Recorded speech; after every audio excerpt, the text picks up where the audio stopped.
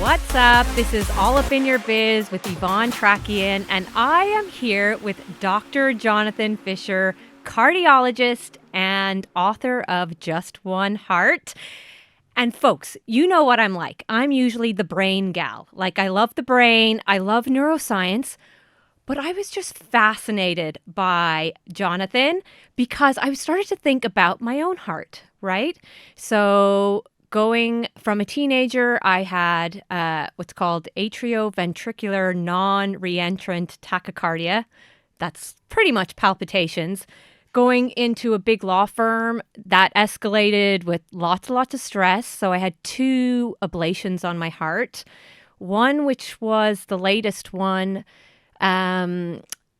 was supposed to be for 60 seconds long, only 16, because they punctured a vein in my leg and they don't know how it would fix, but a miracle happened, and I can tell Johnathan about that later. I also had 3 heartbeats that stopped in my body with 3 miscarriages. I had 1 bigger heart at 5.5 months stop with a late pregnancy loss, and it's just made me think about how important our heart is. And I've realized, and I was thinking about this, about how I actually feel physical pain in my heart. So that's definitely something I'm going to talk to you about. But before we get into all of it, Johnathan, can you tell me why cardiology? Like, where did this all start? My immediate answer is it came from my mother in a strange sense. My mom, Rosalie, who passed a few years ago, was a lady before her time. She was born in 1928 in New York, and that was a time when families with 2 children only had enough money to send one to medical school or for an advanced degree. And my mom was a brainiac. She worshiped Albert Einstein and Marie Curie, Nobel Prize winner. She was a real hardcore scientist. But her parents said that her brother would get the money to go to medical school. So she only was able to get a PhD in biophysics. And so she always encouraged me to study physics and the way things interact and cause and effect. And from a very young age, I think some of it is I wanted to please her, I wanted to be like her, but I didn't realize that it would lead me to be attracted to the beating heart because there's so much physics. There's just blood flow. There's also electricity flowing. It's so alive, which is part of physics as well. And I think that was my earliest attraction. And then, if I'm being honest, some of the appeal of cardiology was, well, my parents encouraged us all, we have 7 children in the family, all to be of service to others and to pursue science. And I thought, well, what could be of more service than helping fix and heal the most essential, in my opinion, I'm biased, the most essential part of the human body? Yeah, I love that because my husband's father is a theoretical physicist. I always ask him, like, what do you do? And he's like, ah, ha, ha, never mind. So hugely, and his mom as well, math and physics. So they're really, really science based family. His sister became a pathologist, but the rest of them, 2 lawyers and an engineer. But I always chat to my husband about purpose in life. And we're like, we're lawyers, and he's a tax lawyer. And he's like, I'm not saving any lives here. Or he always says, like, I'm not an engineer that's building a bridge that could potentially collapse and kill lots of people. So it's a career with just so much purpose, but it's also a career that requires a lot of time, stress, all of that. Like with a high profile career like that, it doesn't come easy, I imagine. Yeah, it's a trade-off. And I think I didn't appreciate when I was going in. I thought I was going to just study really hard, learn about this beautiful organ and all the arteries and all of its structures, along with how it interacts with the rest of the human body. Not to mention what we'll be talking about a little bit, which is how it interacts with our soul and our spirit and the way we want to show up in the world. That wasn't even part of my education. The flip side of it, as you mentioned, was patients die. And patients that I feel responsible for and I'm trying to help. and they look to you. And my patients look to me when they're sick and when they're afraid. And when I was early in my training and early in my career, I honestly didn't know how to respond. No one taught me about that piece. You mentioned you've been through so many procedures between the ablations and complications and loss and grief. And for me, that's where it's at. That's what heart healing is about. The technical piece is easy in a sense. You can read the articles and you can follow the guidelines and you can prescribe the pills. But I'm much more interested in the deeper level.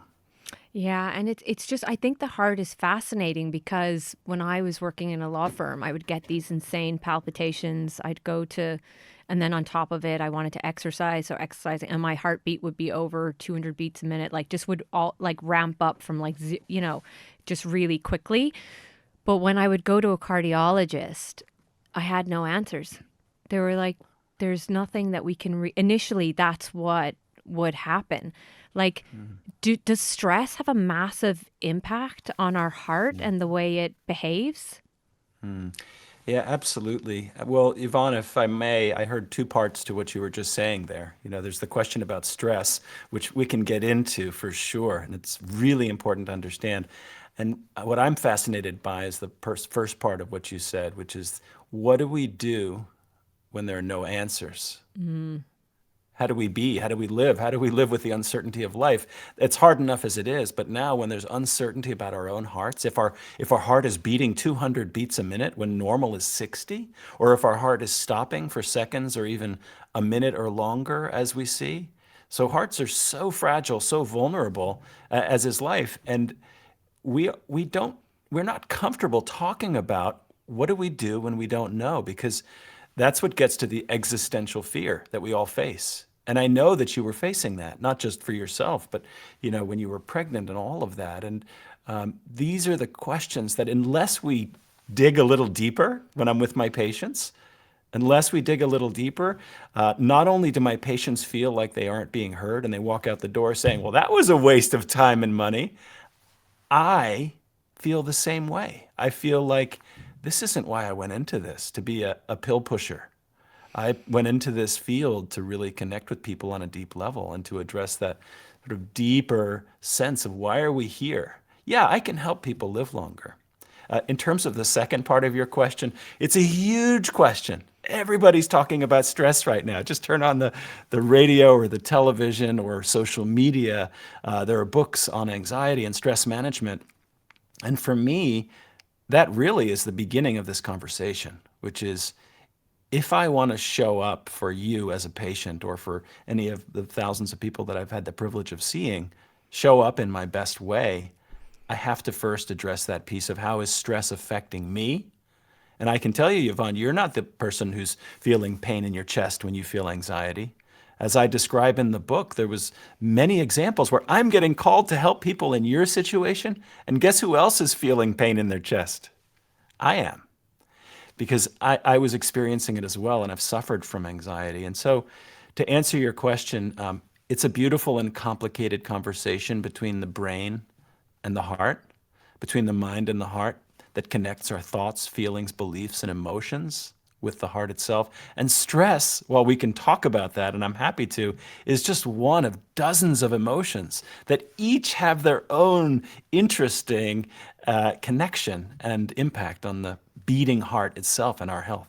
Yeah, I think the emotions on the heart is something that really I say to my husband sometime sometimes when I obviously am quite connected to anybody who suffers loss of a child. That's kind of what gets me and but I say to my husband, I actually feel physical pain in my Mm, heart when I mm, hear these stories. And in yeah. addition to that, like my grandmother got Alzheimer's some time ago. She passed away. But my grandfather, like everybody says, he died of a broken heart. Mm, mm, Like how do our grief emotions and emotions like just actually impact the way we yeah. behave Yeah. or our heart First of all, behaves? yeah. First of all, I want to just honor your losses and what it must have been like for you, and also the fact that it sounds like people weren't always listening to you and maybe taking it as seriously as it should have been. So I want to pause there for a moment and recognize that, and offer my condolences for your loss, and just recognize the work that you're doing in helping other people who are facing grief and sort of looking for direction and not quite sure where to go. It's powerful work. Um, Oh, in thank you. terms of, yeah, in terms of the question that you're asking, there's a spectrum here, and you alluded to it in your question. You were speaking on the one hand, when you feel stress, you feel it in your heart. That's sort of, I would say, sort of on the milder end of the extreme. And then you told the story about your grandfather and in the family, this idea of a broken heart. And I'll start there. So there was a time when we thought that a broken heart was just a metaphor. Oh, it's just a wives' tale. Yeah, he was grieving and happened to die afterwards. And then research started showing that when a loved one dies, whether it's a child or a spouse or a father or a mother, your risk of dying of a heart attack increases in the first 24 hours, the remaining person. Not only that, there's an increased risk of what's called a broken heart syndrome, which was only first really discovered in the 1970s in Japan, of all places. And there were earthquakes there. And the strange thing is that in hospitals, patients were showing up 100 miles away from the earthquake, not even affected by any physical damage. They were showing up with all the signs and symptoms of a heart attack.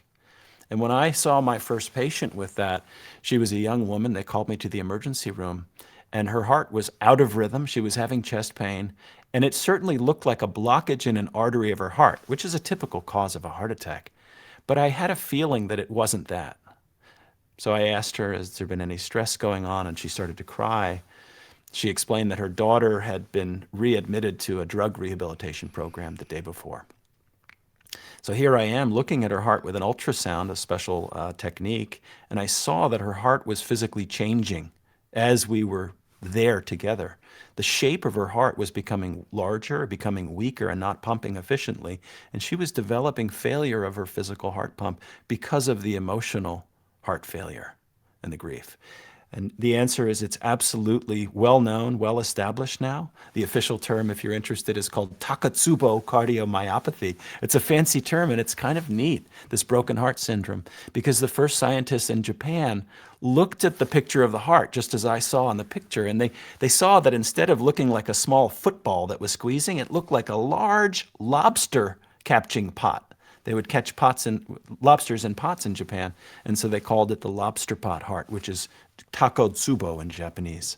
Wow, like it's just so fascinating because I feel myself like I do feel physical things in my heart, and I Yeah, think it's yeah, from sadness, loss, or grief. So I yeah. think it's great to understand the science behind it.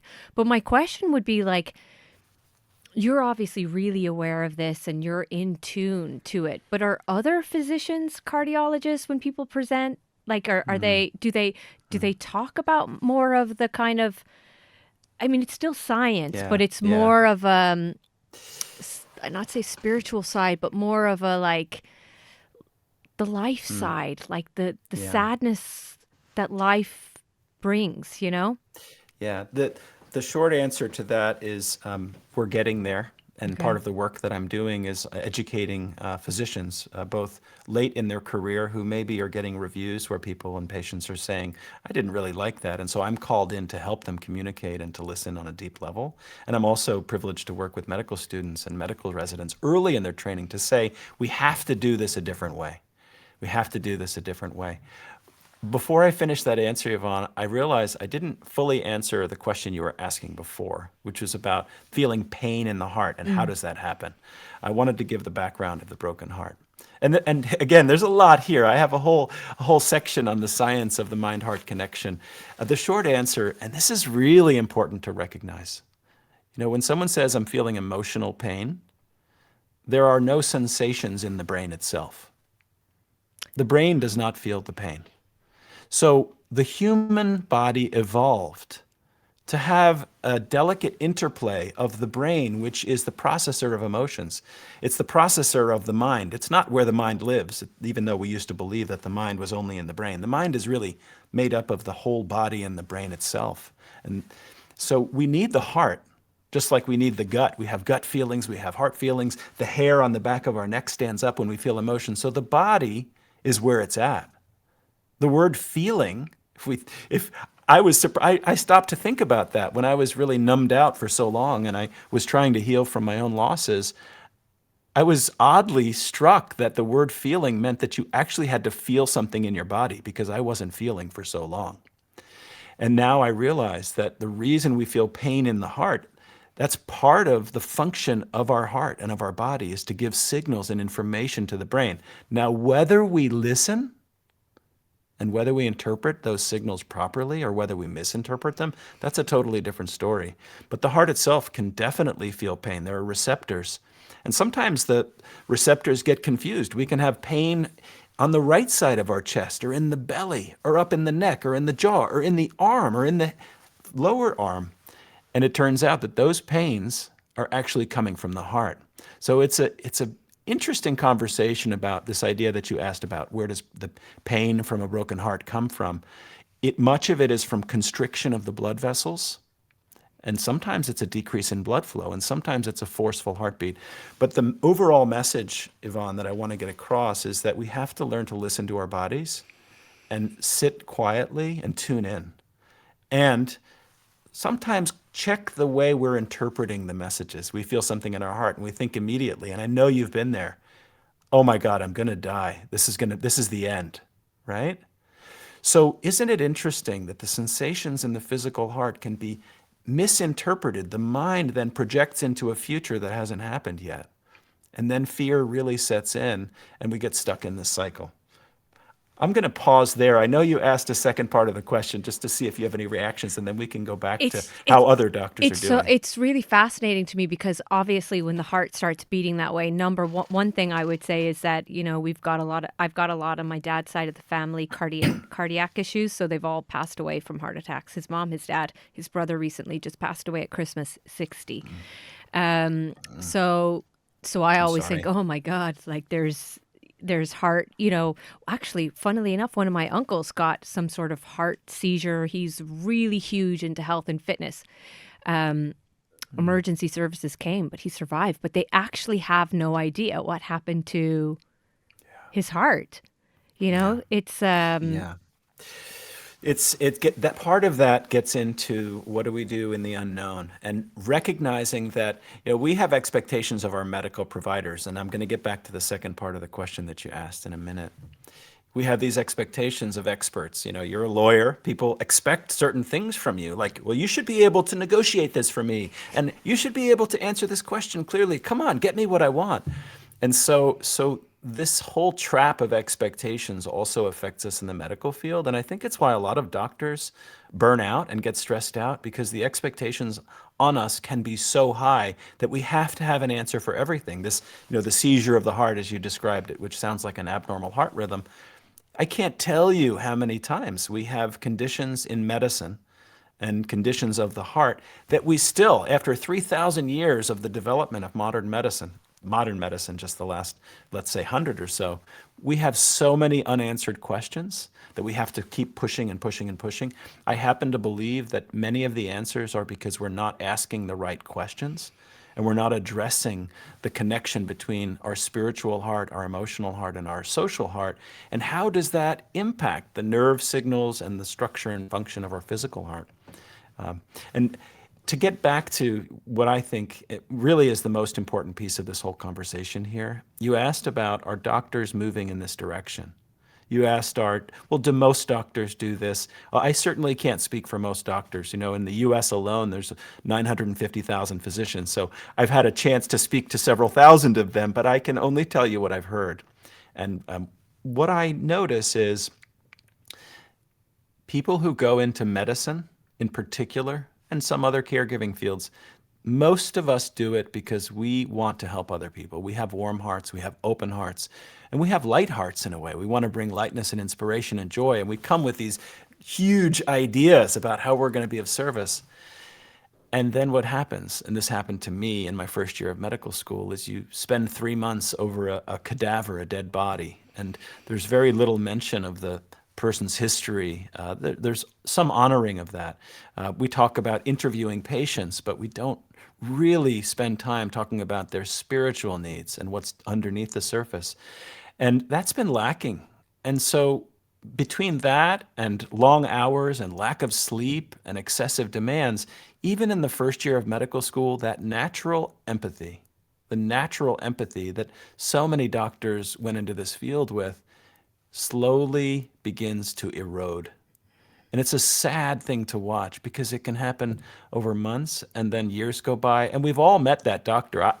I'm not saying anything bad about my colleagues, but I've met them too. And I've met nurses and I've met, just like we've met teachers in any field.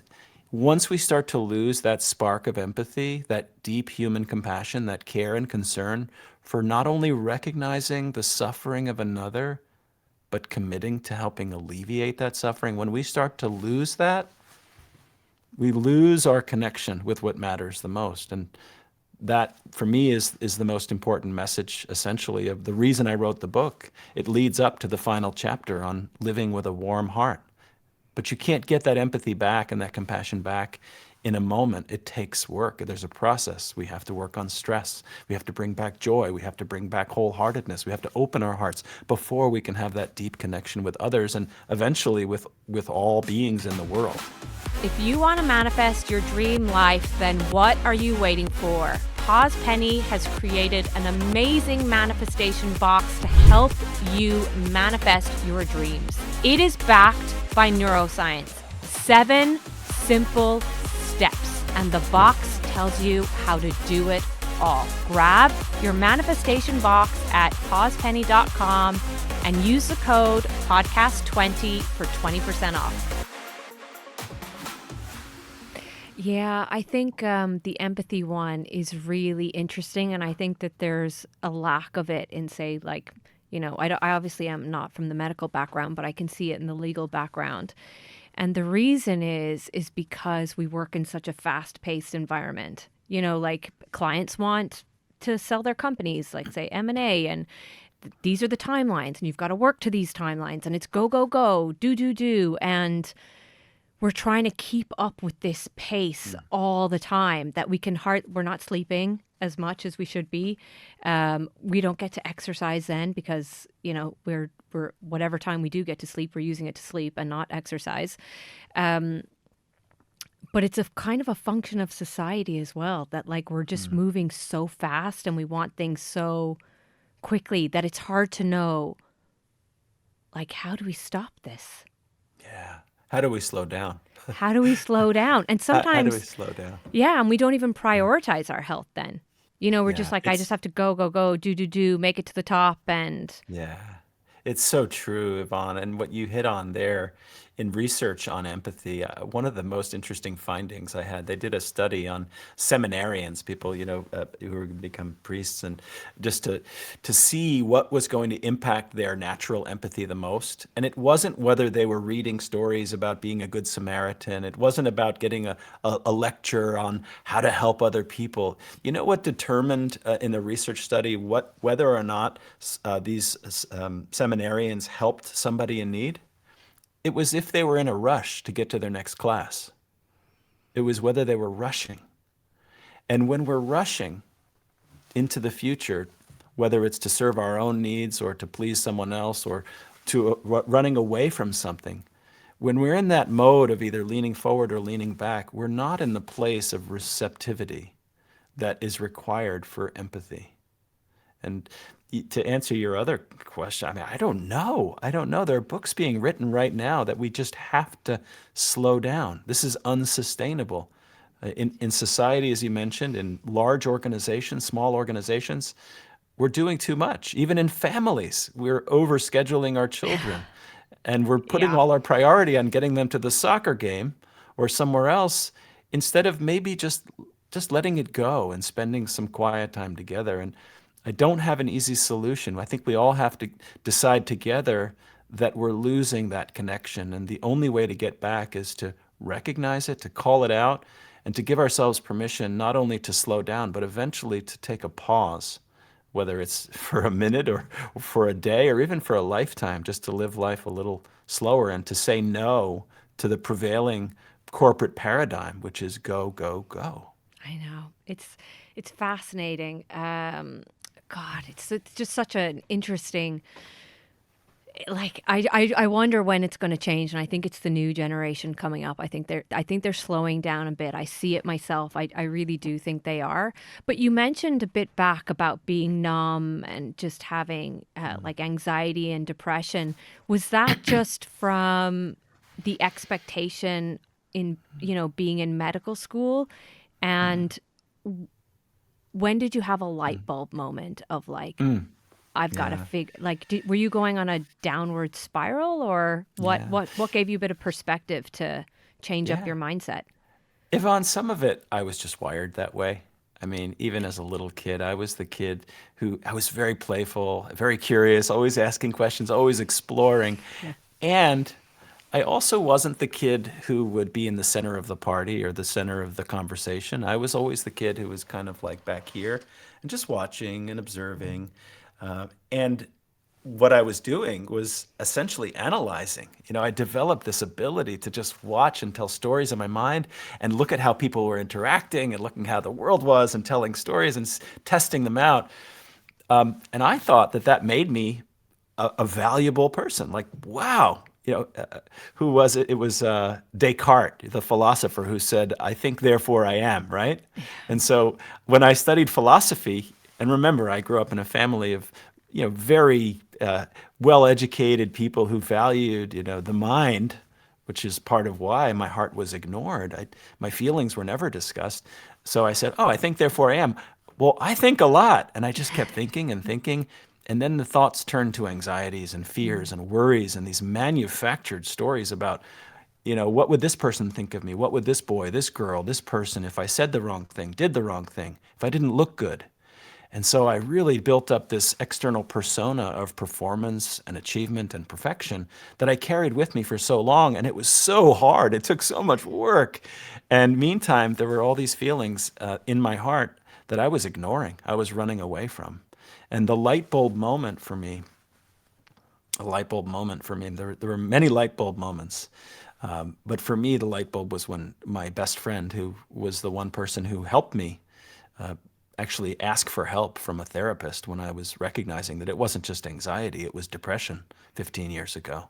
I was miserable, miserable going to work each day, seeing 2 to 3,000 heart patients, helping them. But they didn't know that on the inside, I was totally numb. I was hoping to just get through each and every day. And I'm not proud to admit that.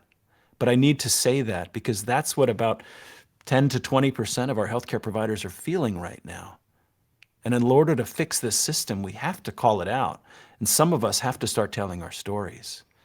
And so the light bulb moment was the one person who was helping me actually get courage to say it's okay to ask for help was my sister Andrea. She was a few years older. She was in her 40s, and she told me she had some blurring of her vision, and she had gotten new glasses, but it didn't help. And then the irony was that she was a doctor as well. She was a radiologist. So part of what she does is read scans, and she eventually was sent to have a brain scan, and she saw in front of her own brain, and she saw that there was a tumor the size of a golf ball in a place where no surgeon in the world could touch it. So that was the beginning of years of tremendous grief on top of anxiety and depression while trying to be a newly married husband and young babies at home and patients showing up at the door. And life was literally, I was crying on the floor, balled up of my New York City apartment. And my wife just looked over me and she said, "We're going to make it through this." And I had no idea how. I know that's not the light bulb moment you're looking for, but that was the moment before the light bulb. I think that's a huge light bulb moment. I think, Yeah, firstly, I'm sorry for your loss. thank you. Um, Gosh, every now and again, I get a little dose of perspective, you know? I get a little dose, like I'm going. I'm working as a lawyer. I'm doing a podcast. I'm trying to sell my brand and my boxes. And then I hear, oh, someone that's not that much older than you now got a brain tumor. And we just think, we never stop to think like we know that we're going to die. We know that someday we're going to die. But when we're 40 or in our 40s, we don't think it's then. Yeah. And I always think this, like, that's why it's so important to do what gives you purpose and meaning. So does that bring you on to like going through kind of therapy and then your creative side, your outlook? Because I know for my, like, you were going through a lot. You had grief. Not only did you have grief, but parents losing a child. Yeah. Potentially a mom. Was she a mom? Yeah. Yeah, she was a mom of a young child. Yeah. Yeah. And my mom was a mom, and my mom was devastated and never recovered from her grief at the loss of her daughter. Andrea, I mentioned, I think I'm one of 7 children, and Andrea was kind of like the spiritual one, the beautiful soul, the one who always would stop and tell us all to, hey, look at the beautiful flowers over there. Look, just smell the beauty around you and see it. She was a photographer and an artist, and so my mom was devastated and was just never the same, quite honestly. And so the experience of her own son, and I won't go too much into other people's stories. Those are their stories to tell, but also my own mother and my siblings, my 5 living siblings around all of this was it was quite devastating, but it was also quite enlightening and illuminating because I asked myself, I said, as I so I went through therapy. Yes, I spent a year in therapy dealing, even earlier before she was diagnosed, working on anxiety and what was I afraid of and where was the sadness coming from, and a lot of habits of mind and heart that I had to unlearn. And after she passed, I discovered meditation and mindfulness and went on week-long silent retreats at Buddhist monasteries with no talking and all this, and eventually went to Oxfordshire in the UK to become a mindfulness meditation teacher to help others in the way that these practices help me. And then I discovered the practices around compassion and self-compassion. And then I figured, well, I'm a heart doctor. How can I help the people in the spiritual space who are doing these practices understand how it's working? And so I dove deep into the actual literature. I read hundreds of scientific papers on, well, what's happening when we're practicing mindfulness? What's happening when we're practicing compassion? What's happening when you and I are having a deep empathic connection? What's happening when you and I are in a community of people, a group of friends or family, where we can feel the love in the air? What's happening in our hearts? And so for me, Andrea's loss, Andrea's death, had to take on some larger meaning. And for me, the larger meaning is, how can I bring her legacy with me? She saw the beauty in the world, and she was able to connect with anyone and to show it to them. How can I do that? And so my work is really dedicated to her and what she taught me and the rest of my family, and obviously to my mom and dad and all the wonderful people in my life. And for me, that really makes it so that I can't stop sharing these messages and staying curious about, well, what is the connection between our minds and our hearts, and how do we live well, and how do we open our hearts and connect them with others? And what does the science say about having a conversation? And because it's funny because I always remember this, and I don't know why, but my very first boss in a law firm, he had a child that passed away shortly after birth, and I was, say, 25, so 15 years ago, and I didn't have any kids at that stage, but I remembered his name. I still remember his name. And then I moved on to in-house counsel, and I had a guy, head of our HR, whose baby also passed at birth, just shortly after birth. And I remembered his name and the date it happened.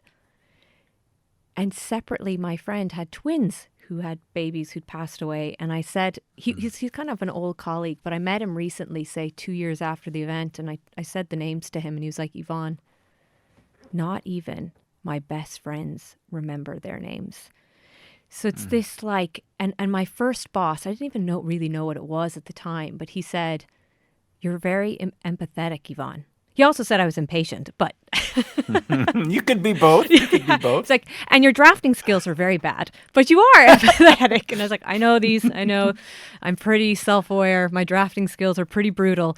But what do these kind of conversations and meditation and genuine connection and also genuine interest in another person, like what do they do to the heart? Yeah, I love that question. I love that question, and as I always struggle with these types of questions. Not because I don't know what the current science says, but because there's anytime we start to explain the science, we put ourselves in narrow boxes that ultimately are artificial, right? I just want to say that. But with that being said, as a learner, as a student, and also as a teacher at times, I find it helpful to have like these models, ways of thinking about it. And the way I think about it is the conversation.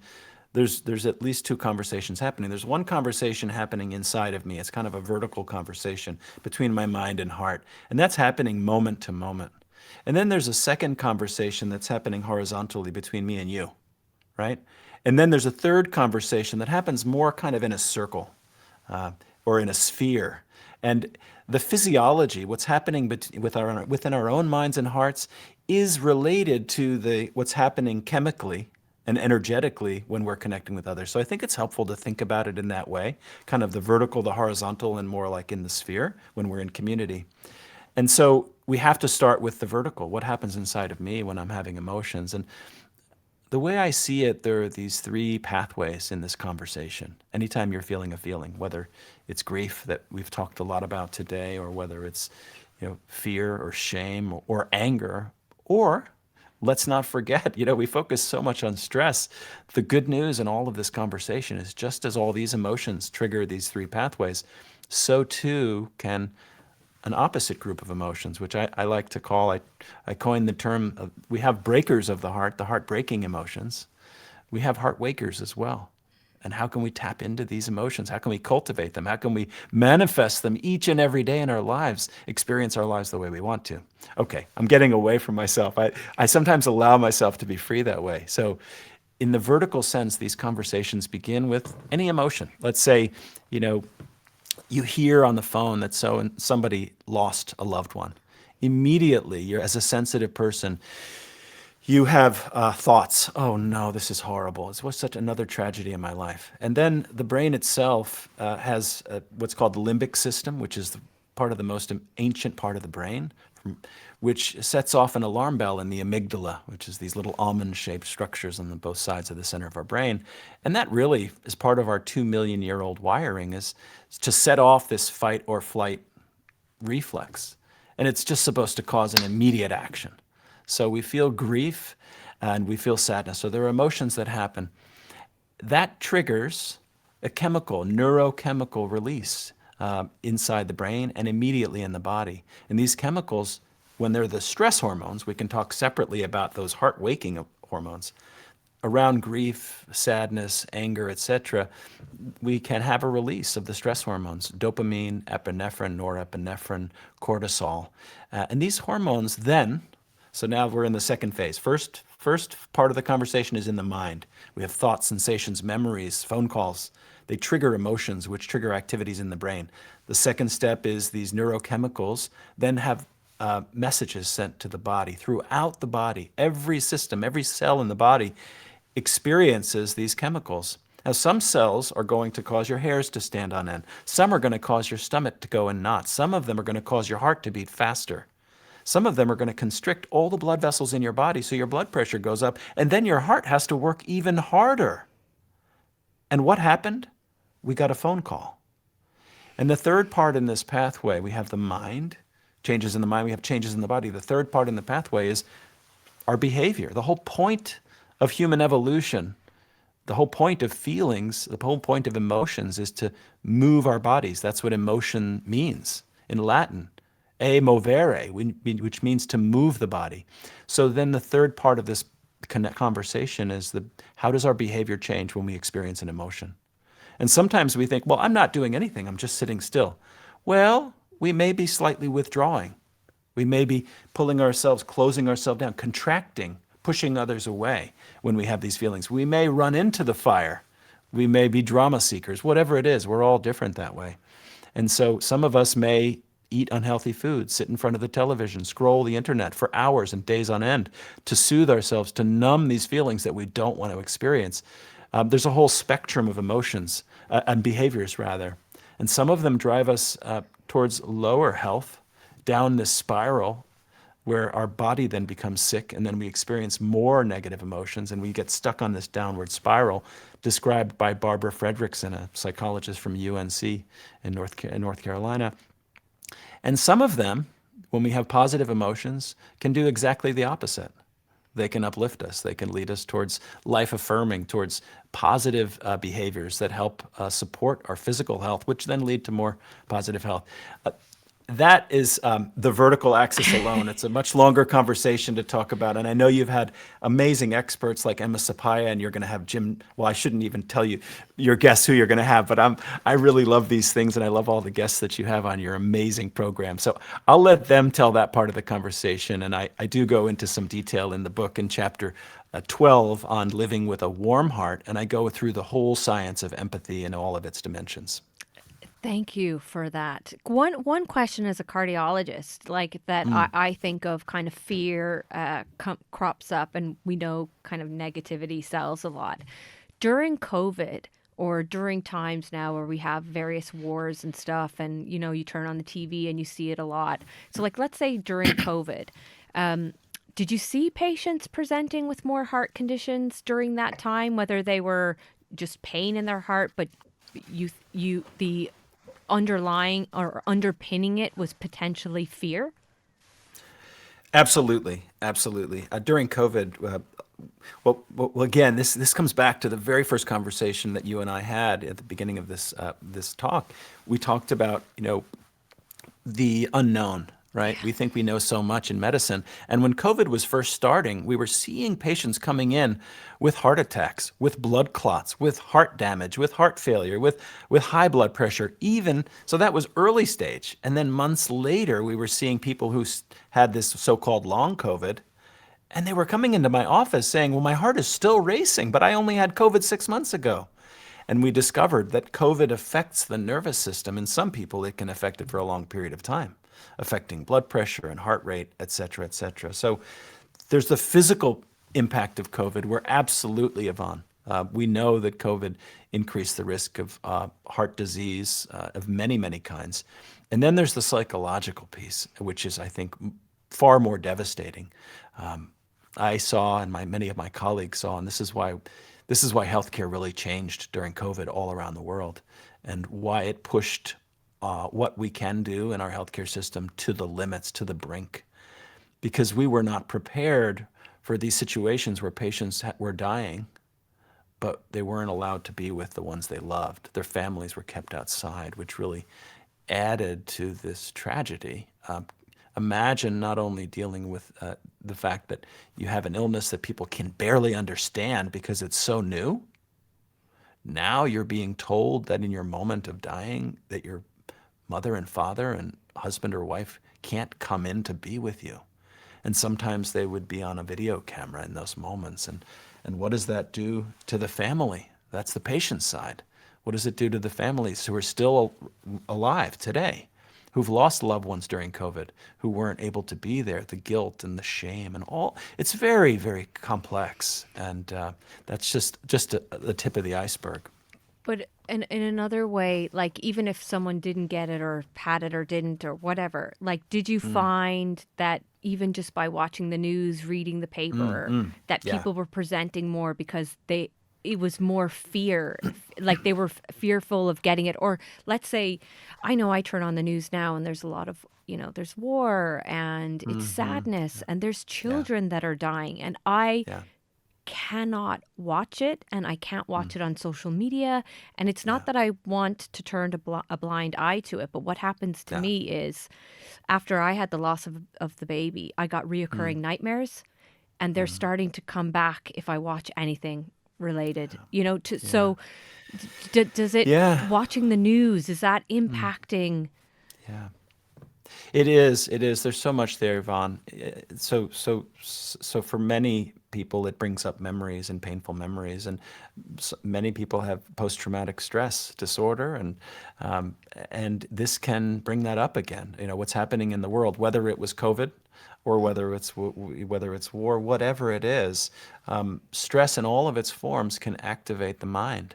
And this is, again, where mindfulness and compassion come in, because so much of those practices are around noticing where our thoughts are going and how elaborate the stories are, and how the memories that are in the back of the mind, let's call it the back of the mind, are just coming up again and again. And it's not just the memory, because when a memory arises, it reactivates the physical sensations that were associated with the pain in the first place. Not only the physical the memory in the mind, but the physical pain in the body. And so it's more than just emotional pain that gets reactivated. And I think it's just so wise to recognize that, and to limit the intake into our nervous system of this information. And you also just very sensitively said, well, you were suggesting, well, does that make me insensitive to close my eyes? No, of course not. Of course not. You can still be aware of something and have the wisdom to not re-expose yourself to something that's going to bring you to a place of contraction and avoidance, and then further away from what you want to do, which is to be an actor, an agent in the world to bring about positive change and peace.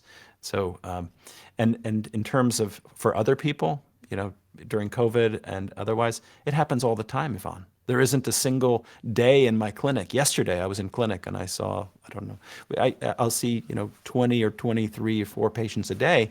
60% of them are there with some kind of a stress, some kind of either activated memories or fears of a future world that is going to be unkind to their children. And unless I am willing to talk about those things, and often that's what I do once I make sure that I've taken care of the blood pressure and the cholesterol and all that other stuff, when I dig beneath the surface, I find that that's driving a lot of either the symptoms, whether it's palpitations, irregular heartbeats, high blood pressure, squeezing in the chest, difficulty breathing, fatigue when people are exercising. At least 60% of what I see as a medical doctor, as a heart doctor, relates to either unaddressed or poorly addressed underlying stress because of what's going on in the world. Wow, that's a high percentage. 60%. Wow. So let's go back to your book. Your book, Okay. just one. Like, how did you get started, like, writing it? Where was the, like, I'm going to write this book now? You see, you get you say to yourself, I'm going to write. How did it all, like, come about, and how did you get the courage to do it? Because I know from being a lawyer, like, I'm a lawyer, I can say I'm a lawyer, I do my lawyer job, and then all of a sudden I have a new brand, Pause Penny, and I've got to put it out to the world, and I've got to sell it, or, because even though the intention behind it, but, like, it's, it really takes a lot of courage, and I don't know if people recognize this, to put yourself out there. It really does take a lot. It took, like, me putting myself out. Well, do I say this right? Do I say, what will people think? Do they think I'm going crazy? They probably do, but that's okay. But how did you get the courage, or why the book? Like, where can you Yeah. take us to that? Yeah, I love all the things you brought up there, especially around courage. As you're asking the question, I'm remembering that I guess the book started when I was a kid, because I was keeping a journal. You know, I mentioned before that I was the guy in the sort of the corner of the room. So I would go home and I had a spiral bound notebook and I would, write, well, here's how I felt. And I wrote some bad poetry and then, skip ahead 20 years, getting treatment for anxiety and depression for the first time, sitting in a therapist's office in Boston, Massachusetts. After each session, I would then go home and I would write about, well, what became clear to me in this conversation? And what insights do I have into to why I am the way I am? And why am I suffering so much? And so I became fascinated with suffering in all of its forms, not as a heart doctor specifically, but just as a human being. And later on, I said, well, it would make more sense if I even focused in on how suffering affects the heart. And then I realized that, the physical heart was suffering when people had emotional wounds. And then I started speaking with mind-body experts around the world to answer these questions that I couldn't fully answer. And that was sort of how the book became an idea. And then and then when my sister was sick, when Andrea was sick, I alluded to the fact that I hit my lowest moment. And as I started playing around with these tools from positive psychology, this whole field, and I became a real student of positive psychology. I mean, I've got a bookshelf of hundreds of books and articles on the science of how to be happy again. Mm-hmm. So when Andrea died, I literally Googled at the time, how can I be happy again? And I found this whole field, and I started writing. And the books weren't answering something that I needed, which was they seemed to offer like 1,001 tips and ideas, but it wasn't easy to get through because I was like, well, that's not what I need right now. I need a more of like some kind of a process here. And that's where the book came from. It was something intended to document my own process of healing. And when I say healing, I was like, well, that's only part of the story. I didn't just want to heal. I don't want you, when you've been through your ablations, to just heal. I want you to live an amazing life as a human being. I want you to get all of your dreams to come true, right? That's what a world that would be. And so it's not about healing only, it's about happiness as well. And then the question in between those is, what does it mean to be healthy? And what does it mean to be whole? And so I realized I had not just one, but as a friend who's a lawyer in California, who I'm working with, she said, Johnathan, your book is amazing, but the problem is it's 3 books. It's 3 books. And so I figured I don't want to write another book for a while, so I put it all together. And that's where the book emerged. It was meant to be something I could give to my own patients who weren't getting what they needed from, let's say, the medical field, and who I only had 15 minutes to speak with. And I wanted to share with them what I came up with, this notion that the heart has 4 dimensions. It has a physical dimension, which is obvious, and has an emotional dimension. We speak metaphorically about the emotional heart, but it's not a metaphor. It's actually connected with the physical heart, as we've discussed. And then we have the social heart. And then underneath it all, we have the spiritual heart, which so many in the medical field are afraid to touch that with a 10-foot pole, as we say. And I wanted to normalize that. I wanted to make it easier to talk about that so we could have these conversations. Most patients, the majority of patients, are dissatisfied with providers, physicians who don't talk about spirituality. It's just a fact. And most providers, most doctors are uncomfortable talking about it. And when I say spirituality, I'm not talking about religion here. Yeah. I'm talking about a deep human connection with something much larger than ourselves that goes beyond our narrow, small ego, some connection with nature, with the arts, with humanity, with the whatever it is, with a God. That's what I'm talking about. And my book is an attempt to make those conversations easier to have and to bridge the gap between these 2 worlds. I think we're going to get there with physicians and stuff. I think we're going to get there, but it does take someone to put it out there, because the reality is, even like me, a lawyer talking about manifestation, I had a conversation with a friend yesterday and she was like, Yvonne, tell me the truth. Like, do you really believe in this manifestation stuff, or is it just a gimmick to sell your boxes? And I was like, I believe our thoughts, our brains are powerful. But I think when you can't, and I look at manifestation from both a neuroscience perspective and a spiritual perspective. But when you're a physician, you're looking at everything from a logical, scientific, medical perspective. So it's a little bit harder to start talking about spirituality without people, without maybe Throwing thinking, tomatoes. yeah, yeah, Yeah. spiritual. What are you No, talking about? Just give me the whatever I need for my heart, it's so true. Yvonne, it's so true. It's similar. Whether you're a lawyer, whether you're a doctor, whether you're a entrepreneur, a business person, mentioning spirituality, mentioning emotions, we're getting there. And in the last few years on social media, I've noticed a positive trend, and I try to support that trend. Let's talk about these things, not to wallow in our emotions, but to start to honor them. The fact that they're not just a soft skill, this idea of emotional intelligence, but this is defining factor in the success of an individual's entrepreneurship or an organization. It's how do we relate to our feelings? How do we prioritize our thoughts versus our feelings? How do we communicate with each other? How do we inspire each other? And I think that's where the conversation is at. But you reminded me, there was another light bulb or pivotal moment. This has been at about 10 years that I've been slowly putting one foot after another in this work. And courage didn't happen in an instant for me. It's still happening. Every conversation, every day, every choice that I make. Do I share this? Do I not share this? What will people think? What will my organization think? What will my patients think? What will my Mm-hmm. family think? And for somebody who tends to get stuck in his mind if he's not careful, I have to watch that. I have to practice what I preach. And so courage is happening slowly as I first shared about my anxiety on social media 3 years ago. I just joined LinkedIn 3 years ago or so.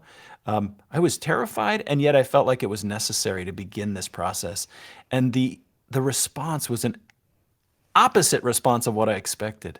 There was an outpouring of people from around the world saying thank you for starting to speak, not as some snobby Harvard trained doctor, but as an actual human who has feelings of his own, and making it normal, because that's how healing happens. It's when we start to accept each other as we are completely.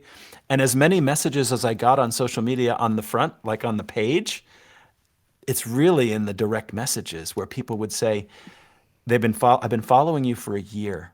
Every single thing you say, but I am afraid to even like what you said or to make it obvious. But I want you to know, please keep telling the stories, and that's what gives me courage.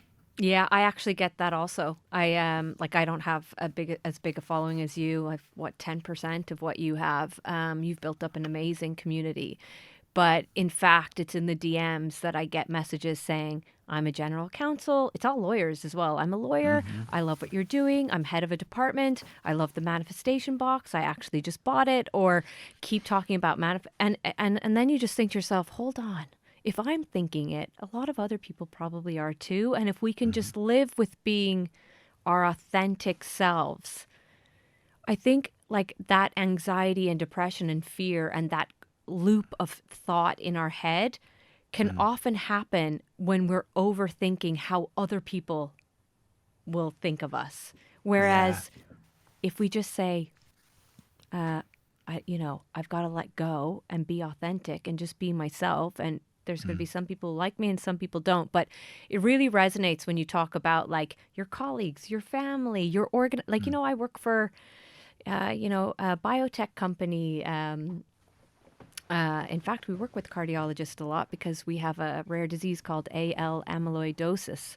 So amyloid on the heart and Alzheimer's. And I do think like, God, they must think I'm crazy. But, you know, Yeah, it's true, but we have to keep going. We have to speak what's true. It reminds me of Brene Brown, who I love her. helped me along the way for my own healing, and so many of us. And I think why the reason that people are drawn to her, and I mentioned her in the first paragraph of the first chapter of my book, her Atlas of the Heart book, and I was like, this was the atlas that I needed in medical school, not the other one. And her work on shame and sharing our stories, that's part of why I began sharing these stories. And I found it to be very healing. Not to dump my trauma on someone else, not to dump any unresolved issues on. I'm doing the work. I'm doing it for a dozen years now, uh, but it's to share the process and to make it clear that no matter how together somebody may look on paper, whether it's a podcast or a social media or whatever, and we know that social media people are manicuring and grooming and look so pretty. But I'll show a picture of me, sweating and looking, dealing with something stressful, just to say that it's not as it appears, and that gap between our outside persona and our inner experience, that's one that I grew up experiencing for way too long. And I'd like us to sort of close that gap so we can live with less energy wasted on putting up that persona and a bit more, whether we call it authenticity or vulnerability or intentional disclosure, whatever it is, if it has the intention of helping other people, that's where it's really powerful. And then I mentioned that there was something you reminded me of. It was about 5 years ago, and I just started to work at an organizational level. I work for an organization with 38,000 employees, and because of these stories, I was asked to join the team that looks after the well-being of the employees. It's more than an HR function; it's actually a wellness officer, and we look at holistic health for these employees and find that as we are doing support and programming and changing the way the organization runs, we're becoming not only happier but more profitable and more effective. And as I started to do that work, there was a pivotal decision where I realized that I was leading programs for nurses, I was leading programs for executives, I was leading programs for patients, but there was one group of people who I was avoiding, and those were my own colleagues, heart doctors and heart surgeons. And I said to myself, I was invited by the head of our department. He said, "We're having an annual retreat for 75 heart doctors and heart surgeons. Would you like to be the keynote speaker because of this interest of yours?" And this was just getting started, and I was really afraid. I saw the fear. I felt the fear. And not to bring Brene Brown back into it, but when she talked about, do you have the courage to stand in the arena? Yeah. That was my arena. And I stood in front of 75 colleagues and I spoke for an hour, hour and a half with them. And I shared with them what I had experienced. And I saw these silent nods like, gosh, no one has ever spoken out loud what I've been feeling for years. And afterwards, people came up and said, thank you. And it was about what does it mean to be a heartful leader? So can a heart doctor not just be a doctor, but be a heart healer and a heart-centered leader? And that's where I think we have to go. I love that story. Yeah, I think no matter, how, like you're professional, like top of your game, and you still have this like trepidation of speaking in front of your peers, and we have to like normalize it that these, amazing doctors and physicians are just regular people like the rest of us with the same feelings. So our last question, because I'm going over time, last two questions. The first one is, who are you grateful for? Oh, first, I'm grateful for you because this has been an amazing conversation, and I get to connect with someone in Ireland. How cool is that? I'm in Yeah, you Charlotte, come North Carolina. visit. Yeah, I mean, I know you want me to answer one question, but I do want to share a bit of my process. Yeah. I discovered this practice of gratitude a few years ago. I mean, I did it naturally as a kid, but then I lost it, and I was bitter and just cynical and not happy with anything.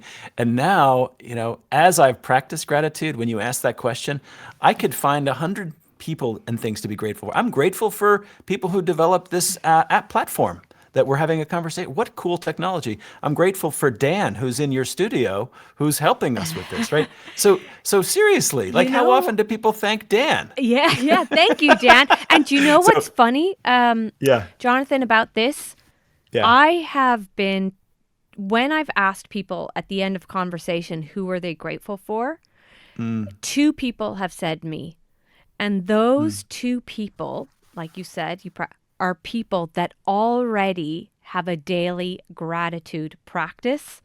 And I really feel like people who practice gratitude on a daily basis or really feel the gratitude that they always pick things that are very near and the simple things. It's and that's what I'm going to send you our manifestation and gratitude box and some for your Oh, kids. thank you. But they're simple. You just write one thing. But I think that's like an interesting point because Yeah. I've been twice. You're the second person, but the other Mm, person was a hugely believed in the power of a daily gratitude practice, yeah. and he picked me, and I just think it goes to show how Mm, how mm, gratitude would be interesting to see a study on mm, gratitude in the heart. But I'm trying to get, is it Robert Amons, is that his name, on the podcast mm, to talk about that. mhm. And then your last Beautiful. question, Yes. I say manifestation. Other people say goal setting, dreaming Mm, big, whatever it is. What mm, are you manifesting in your life? mm, mm. I manifest each day. I manifest each day. Yes, I have ideas about how I'd like to leave a legacy when I'm gone.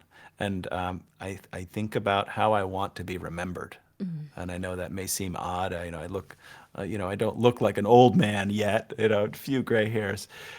But when I think about manifestation, I'm not manifesting a fancy car or a different house or, different experience with, how people treat me. I'm not manifesting that. When I manifest, or for me, it's a deep visualization and it's listening to the space and the voice inside my heart and the wisdom of my heart. That's what manifestation is for me. It involves both listening to the wisdom of my heart and seeing in my mind's eye the future that I want to experience. And for me, it's a daily practice when I'm waking up of seeing how the day will go if I've shown up in a way that both makes me proud and also brings me a feeling of purpose and meaning and joy in my life. So this before this conversation, just a flash of seeing us having a wonderful conversation, and we have. And so Yvonne, that's what I manifest. It can be anything. It can Mm. be any experience that I'm going into. I see it happening.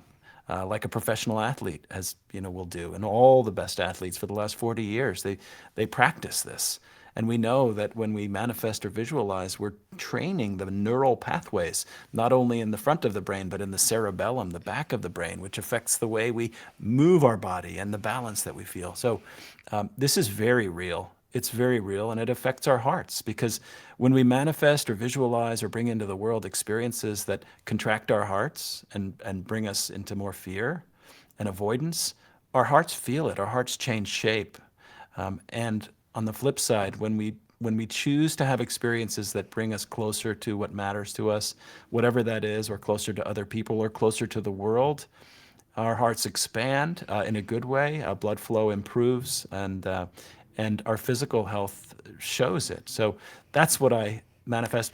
But as far as this book, I really am visualizing right now. I'm seeing it getting into the hands of 1 million people around the world who are either struggling or want to have a stronger connection with their heart in all of its dimensions. I love it. Thank you so much. And I love that you basically said that manifestation is good for your heart. And I'm gonna leave it there because that's what I think. Hmm. Manifestation is good for your heart and your brain. Thank you so much for your time.